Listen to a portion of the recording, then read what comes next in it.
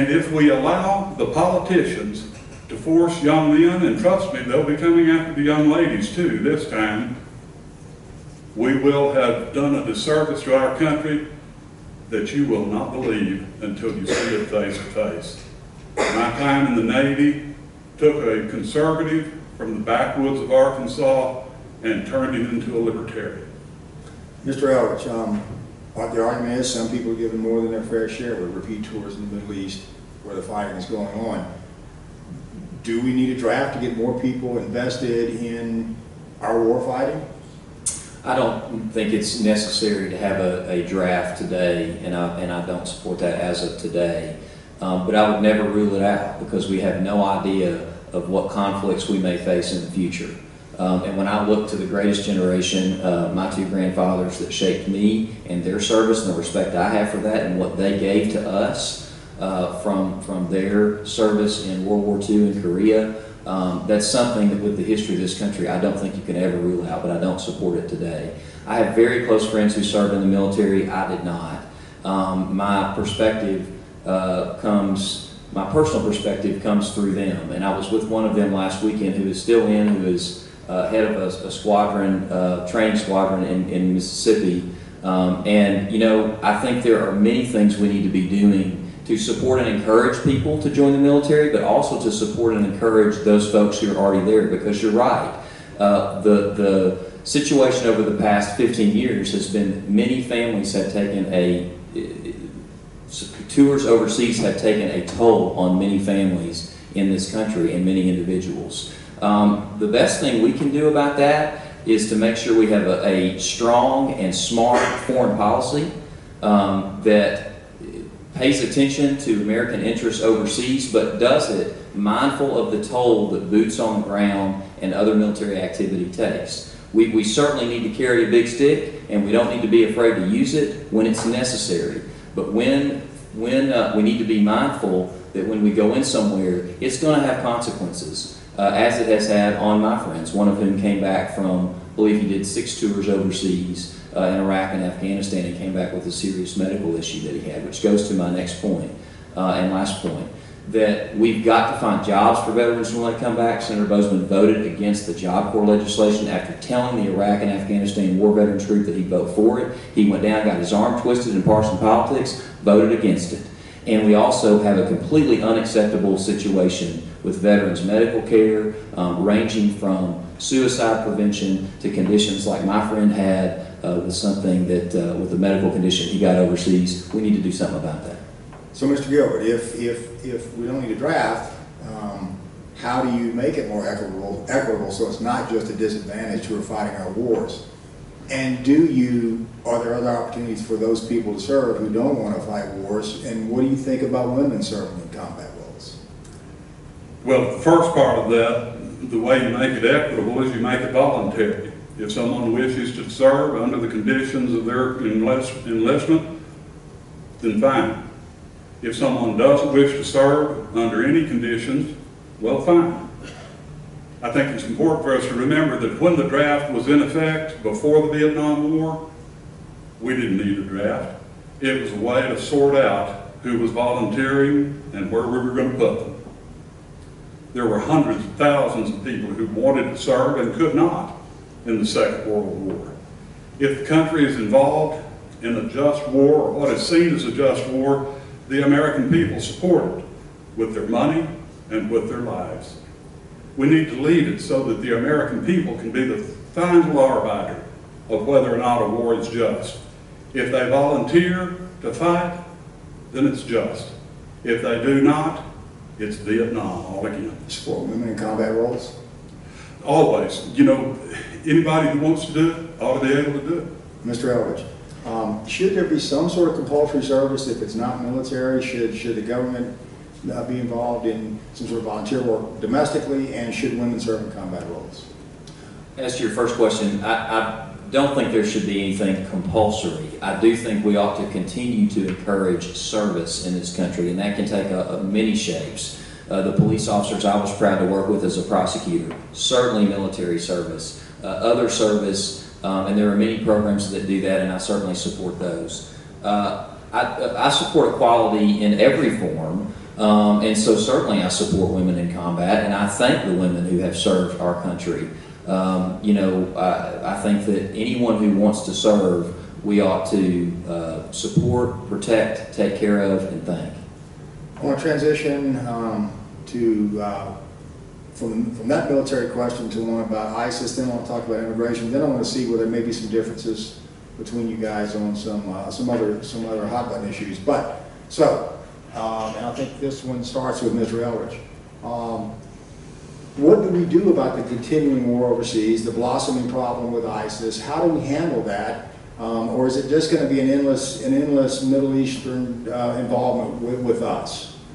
Well, we need a plan to deal with it, and it's certainly not a simple situation, but when you look at ISIS and you look at their revenue stream from oil and from other activities in the Levant area of Syria and Iraq, we've got to continue to aggressively use air power to disrupt their source of funding. And that goes also to the financing aspect of it. We've got to be very careful and very vigilant to try to find their money wherever it may be, both cut off where they're getting their money and find the money that they do have, because ultimately there is a financial component to this that we can stop, and that part doesn't take boots on the ground. Aggressive airstrikes are a must. We need to bring about a lasting ceasefire in Syria so that we can collectively, internationally concentrate our efforts on ISIS. And that's something that I would pay attention to as a U.S. Senator. I would seek to engage and lead on these issues, unlike our incumbent, who doesn't do that. We have serious foreign policy issues at stake with ISIS and elsewhere. I'm also proud to have worked on domestic terrorism issues as a U.S. attorney. We started a domestic terrorism executive committee to evaluate terrorist threats across the country, including in Arkansas, and I'm proud to have worked on those, ranging from white supremacists to self-radicalized individuals radicalized through a variety of ideologies, from radical jihadists to white supremacy and a whole host of others. We have a problem and a threat to this country domestically and internationally. We've got to be vigilant in dealing with that, and I would actively engage in that as a U.S. Senator. Mr. Gilbert, what do we do about ISIS, and how do we deal with that continuing terrorism threat? I think the first thing we need to do is recognize how ISIS came to be.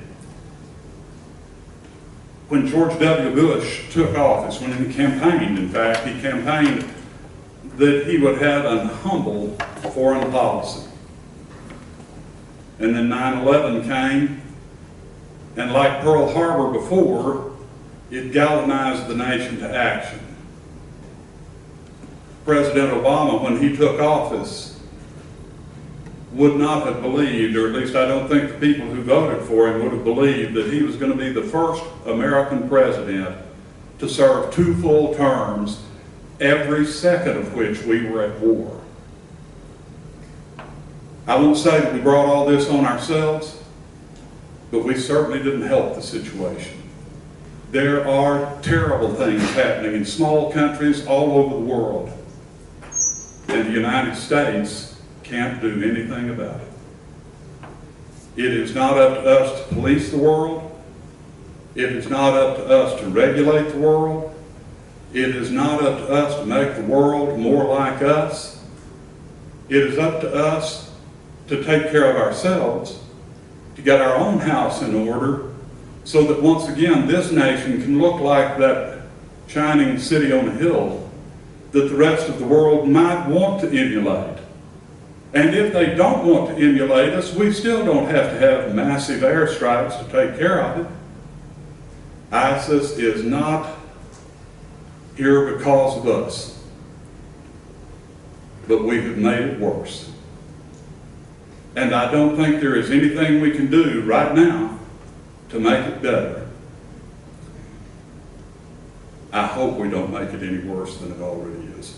Let me use the rebuttal time, and you guys can respond any way you want, because we are running a little bit out of time. I want to get this in, because you talk about terrorism, you talk about that leaching into our country through various avenues. What about the proposal to build a wall? That's a big question, and we can go back to it. But is that an answer to stopping an inflow of terrorists or to dealing with the immigration problem somehow? Do we need a wall? on the Mexican-U.S. border? So, touching on immigration and the terrorism aspects, I support comprehensive immigration reform, and that to me has two components. Number one, ensuring that we know what and who is coming across the border and making sure our country is secure in that way. And number two, a pathway to legal status for those who are in this country now, who have and will continue to pay taxes, who haven't committed a crime, and who have met other requirements. That's basically the George Bush, John McCain plan that John Bozeman voted with only a few Republicans against. That was a bipartisan bill that passed, that should have passed 10 years ago, and when George Bush initially proposed it, longer ago than that. And that's what I support. It's a symbol of a broken Washington, that a pathway to legal status has not taken place, has not occurred. I think the wall has been an unnecessary symbol. I think that we need to secure the border. All the methamphetamine that I prosecuted in the state of Arkansas, 95% of it came across the border with Texas and Mexico. We need to secure the border and do something about that. I would support a broader, realistic discussion about what we do to make that happen. A little bit of an unfair question to ask that big of a thing in a 1 minute question, in a 1 minute, well, we can get back to that in the town hall portion, but I want to give you a chance to respond to that too, Mr. Gilbert. Immigration, the wall, is that an answer to stopping some of the influx of people who may be a danger to us? I don't believe so. It occurred to me the other day that I was relieved to find out that Mr. Trump is not a moron, he's just a demagogue. Because guys talking about building a wall like that for that purpose is either mentally deranged or is trying to be a demagogue. Thank God he's being a demagogue. He's changing his position. Even he knows you can't do that. He got the votes in the Republican primary he needed, and now he's going to pivot and run on the same program, I hope. The people who are coming across our southern border, 90%, 80%, I don't know what percent, but a large number of them want to come here, make their life better, help make this a better country, and help pay off a $20 trillion debt. If you're not packing missiles, if they're not violent criminals, welcome them aboard. Let them start paying their ridiculous tax rates too. Before we get to the 2 minute closing, I want to get one question in that always is sort of a pivotal question in elections that people are interested in, the abortion issue, and then we'll go to closing statements. We'll start with Mr. Eldridge, and we open with Mr. Eldridge, so we'll start the closing with you after this question. Where do you stand on abortion? Would you in any way try to rebuff any effort to overturn Roe v. Wade? I don't think that the government should make that decision for women, particularly in early stages. I think that I support the Hyde Amendment. It's been law for a long time. It bans federal funds from going to abortion.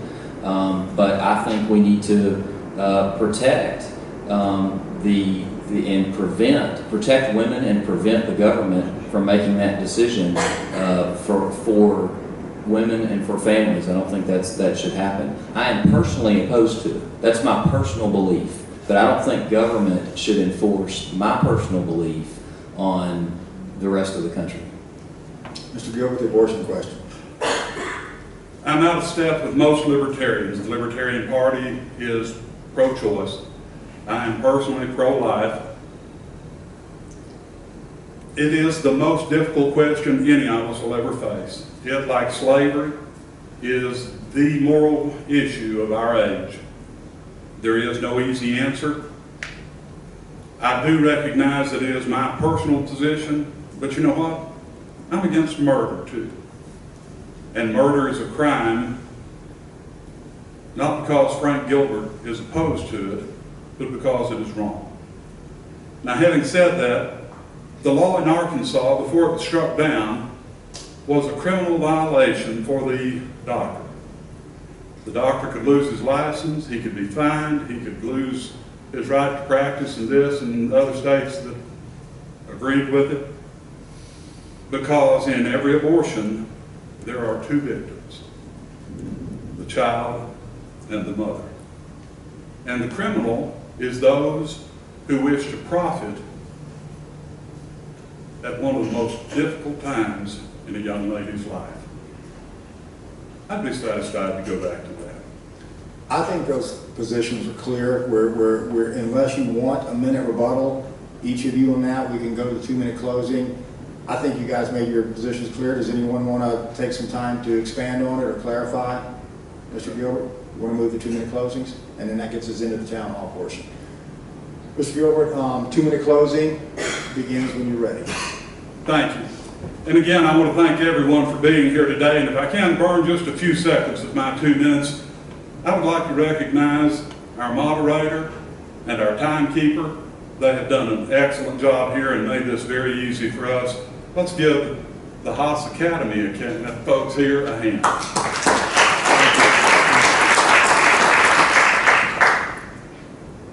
In the opening, I said that basically Democrats and Republicans are the same. When I left the Libertarian Party and joined the Republican Party for a short while, what I learned was that when Republicans take power, the thing that changes is those Democrat hogs are moved away from the public trough, and the Republican hogs are moved up to begin eating. If you vote for a Republican or a Democrat in this election, in the presidential election, in the state representative elections, you're voting on whose hogs are going to be fed your money. If you'd rather see no hogs at the public trough, you've got a few choices this year. There are some libertarian candidates for president, senate, all 4 congressmen, some state representatives, some state senators.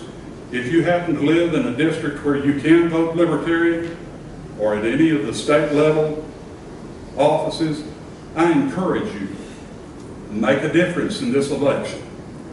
There is nothing else you can do this year that will have a bigger impact on your future than voting libertarian. In 1980, Ed Clark ran for president as a libertarian. And at the end of the election, a surprisingly large number of voters had voted libertarian, more than 1 million votes. And the political commentator said, that's 1 million folks who are really pissed off. And then he realized he was on live TV and tried to back out. If you're angry, vote libertarian. Thank you, Mr. Gilbert. Mr. Eldridge, 2-minute closing when you're ready. Thank you, Larry, and thanks again for doing this. Thanks to everybody for coming. We're applying, and all 3 of us as candidates, the 2 that are here, the one that's not, for a 6-year job. I'm asking the people of the state of Arkansas to hire me for a 6-year job. A United States Senate seat is not an entitlement. It's not something that you ought to get by default. It's not something that you ought to just have and do nothing with. It is one of 2 positions in the greatest deliberative body in the history of the world, in the United States Senate, that will shape the future of our country. It is a precious thing, and I'm running for this and asking the people of Arkansas to hire me to go fight for them and for you. There are serious issues at stake in this race. We've touched on some of them today: foreign policy, the economy.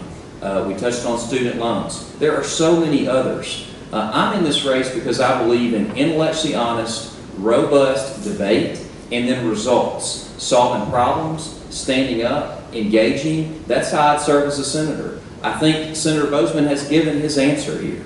He's not here. He's absent. He hasn't shown up. He hasn't shown up for a long time in that job. Were he to be reelected, he would be there for 20 years. It is time that we go a new direction. He has had his time. I am in this race to make a difference for the future of our state and our country. We haven't talked about, we should do this again. We'll invite him again. But we haven't talked about education. We haven't talked about the debt and deficit. We haven't talked about trade, job loss that we've had at Whirlpool and Fort Smith and Superior and Rogers and elsewhere across this state. We haven't talked about campaign finance. And that's a serious issue. We have got to get big money out of politics. I prosecuted a county judge for bribery. We have legalized bribery right now in the campaign finance system in this country, and we need to do something about that. He has voted to support the current system. I will be dedicated day one to doing something to change it. For me, it comes back to the American dream, making that alive and well for everybody in this country. And to my mom, who made $22,000 a year teaching school in Lone Oak, Arkansas. And I want an answer to kids across this state, regardless of their situation or who they are or where they come from or what they look like. I want an answer to them about our plan for the future of this state and this country that preserves the American dream for them. And that's why I'm running, to do something about that. We need to engage and do that and not accept silence. Thank you. Let's give a round of applause to the candidate.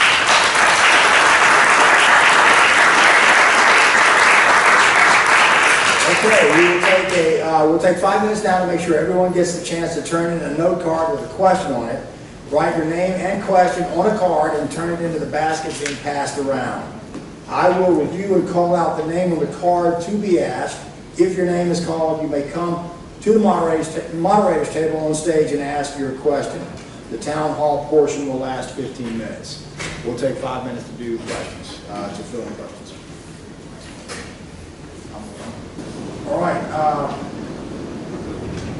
So, Graham, I'll call out a name and the person comes up, right? Just takes this mic up. This one, I don't even know. This is Wesley.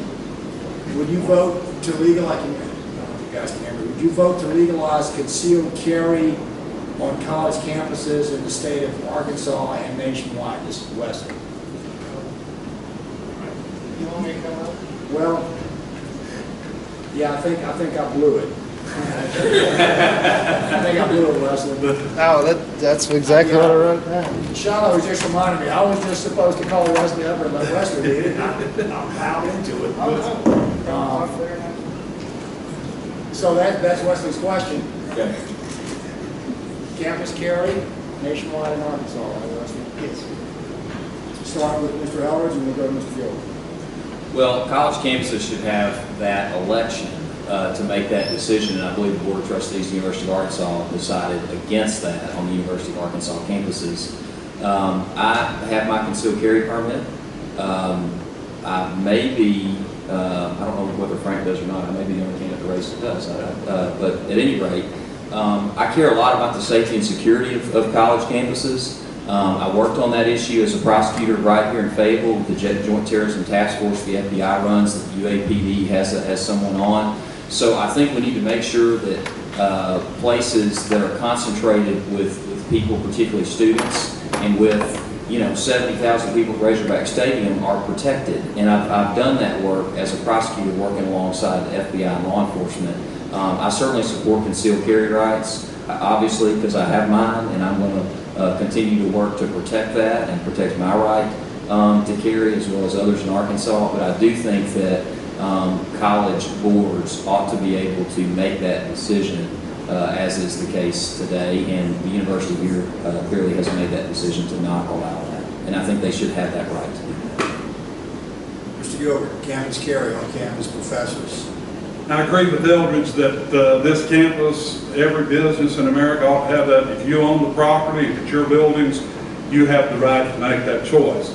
With this caveat, if you make that choice, then you are responsible for ensuring the safety of everybody involved.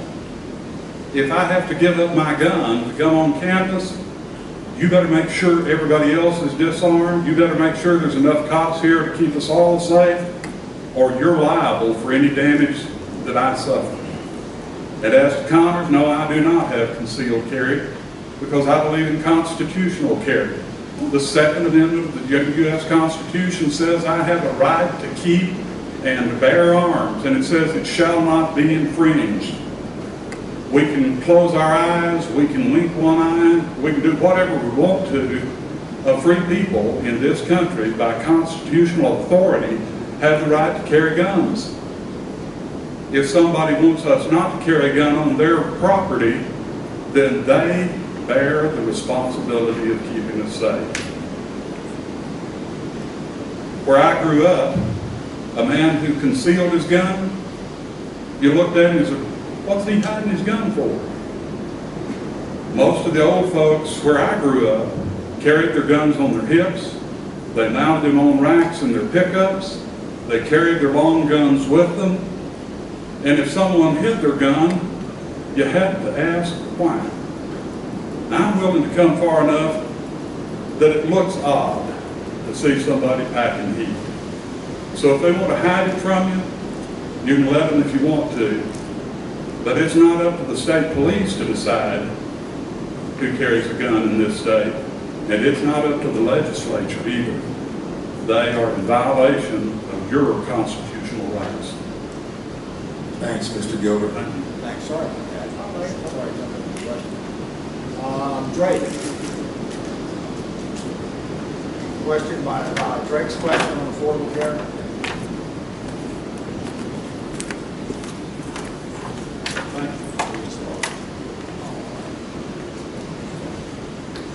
All right, so my name is Drake Mouty, and my question is, the Affordable Health Care Act has provided health insurance to many Arkansans.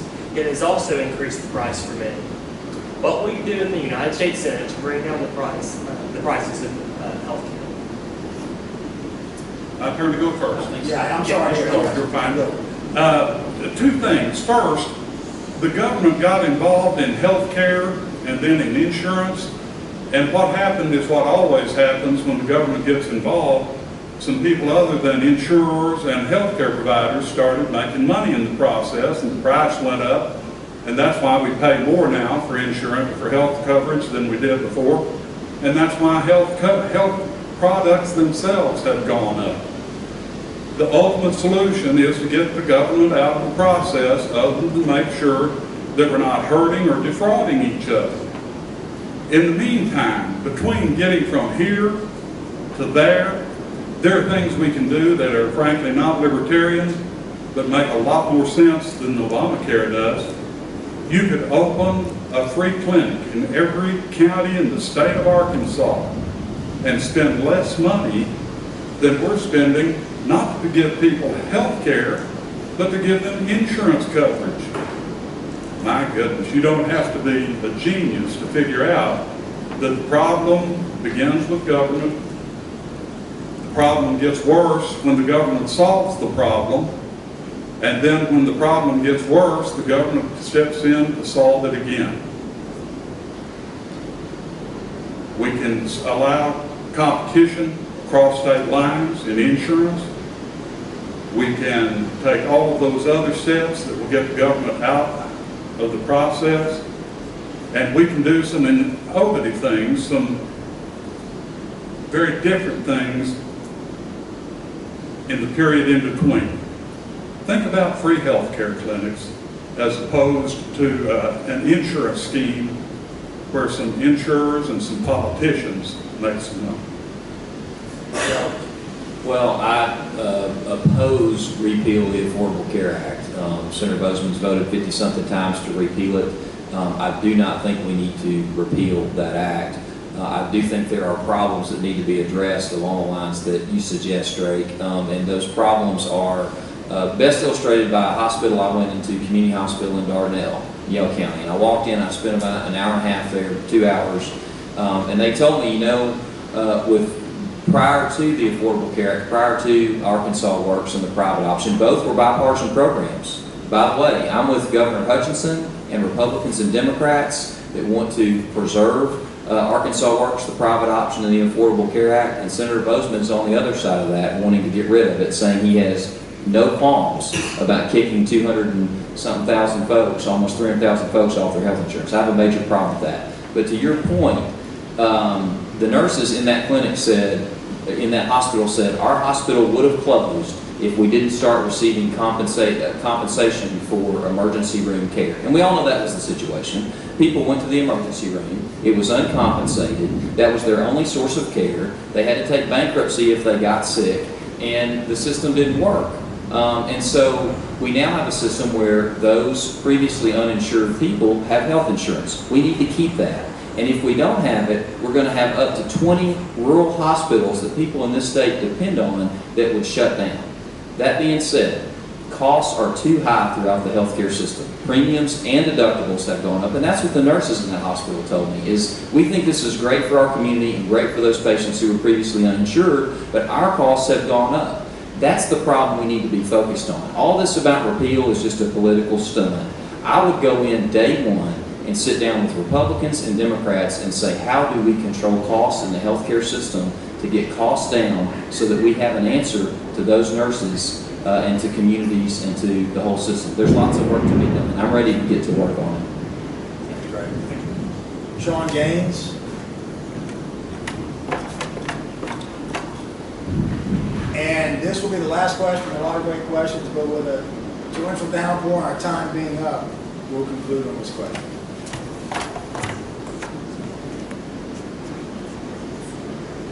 So, to both candidates, what are your positions? Mr. Eldridge, excuse me, what is your position on international trade deals such as the Trans-Pacific Partnership? I oppose the TPP, and you know I'm in favor of free trade if it's fair, and that's the critical word, is fair. And after looking at this deal, really from the perspective of Arkansas businesses and farmers, it's not a fair deal. And when you visit the Whirlpool plant in Fort Smith, the Superior plant in Rogers, right down the street from Senator Bozeman's house, you see shuttered plants and jobs that we've lost. And I don't have confidence that this deal was negotiated with enough strength and with enough fairness for American workers, and that's why I've opposed it. And, you know, this is a big issue. When we talk about families in poverty in Arkansas, and we talk about Arkansas being 49th in median household income, what are we going to do about that? Well, we can start by trying to keep our jobs here. And we do have to recognize that we need free trade. We export things in Arkansas. Agricultural exports are important to us, but we need to start by making sure our trade deals are fair. And this one is not fair. When you unilaterally lower tariffs and don't insist upon strong enough restrictions on the countries that do have fewer, that do in many situations permit totally different working conditions, that can be abusive in certain circumstances, then you're cutting a deal that is fundamentally unfair to the American worker. And I'm for cutting deals that support, defend, protect, and stick up for the American worker. Last point on TPP. This is also the rare trade deal that is bad for farmers. It's bad for rice farmers. I grew up on a rice farm. It would allow Vietnamese rice into Mexico, our largest export market, and that part is unfair. So it's a bad deal, and I'm opposed to it, and would seek fair trade at every turn in the Senate. Well, I don't know how anybody is for or against TPP at this point. It's still being worked out. The rich bankers and the rich industrialists and the politicians are working as we speak to hammer out the details of the plan. I don't have much hope for the end result because the rich bankers and the rich industrialists and the politicians are working on the plan. I too am for free trade, and free trade for me doesn't mean that the United States gets to say who the Mexicans buy their rice from. If the Vietnamese provide rice that is higher quality and lower cost to Mexico, then we need to do something to improve our quality and our price. The truth is, and it always has been, that when products, goods and services cross borders, troops don't. And that's the biggest reason to be for free trade. The United States is working with more than a dozen Asian countries on TPP. And one of its purposes is to deflect Chinese imperialism. It is to empower those small countries in Asia that live in the tiger's shadow to have some degree of autonomy and freedom that the Chinese don't wish them to have. They're looking for vassal states, and this is a great way that the United States can help those smaller countries to stand up to the Chinese without committing troops. I wish we could do it without the rich bankers and the rich industrialists and the politicians working out the programs. Let's thank the candidates.